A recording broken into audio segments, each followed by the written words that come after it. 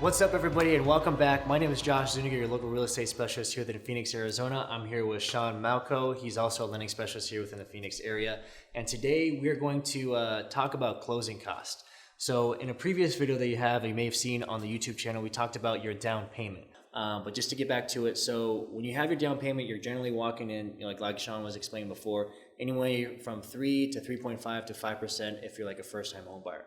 In addition to that, you have closing costs on top of it that have to deal with like lender fees and title and escrow fees. So Sean, go in a little bit about on that side for yourself. Yeah, so I get this question all the time. What's my closing cost going to be? How much do I need to bring to the table? It's very hard to give you an exact number because every property, every situation is going to be different. We always have general rules of thumb, but the things that you're definitely going to be paying for is, an appraisal. Like you said, you're going to have your lending fees, you're going to have your title fees, you're going to pay some upfront taxes, insurance, maybe some HOA transfer fees. So anything that's kind of, revolving around the deal, but isn't necessarily a part of your down payment, you'll be paying at closing. In addition to that, so also I think taxes are another good one to bring up on that. So it's very safe to say, like, if you're talking about the conventional loan types that we usually use, which is conventional loan and FHA, so on average 3.5 or 5% down, which would be wonderful, but that's not always the case because there's people and different organizations that are actually helping you get through this entire process. And that's what's actually funding for the closing costs, like we're saying, with the title fees and the lender fees.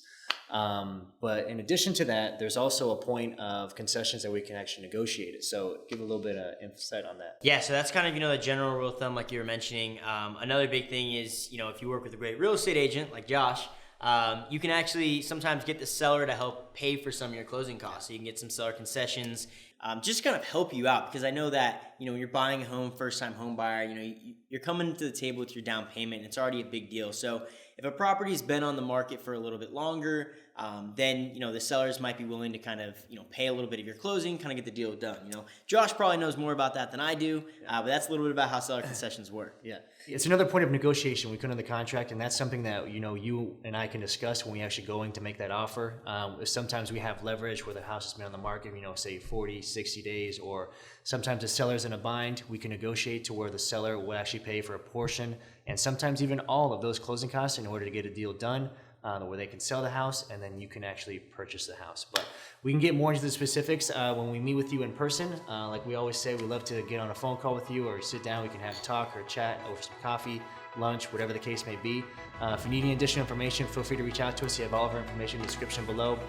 DM us, get our social profiles, email, anything. We're always here for you. So until then, guys, talk to you soon.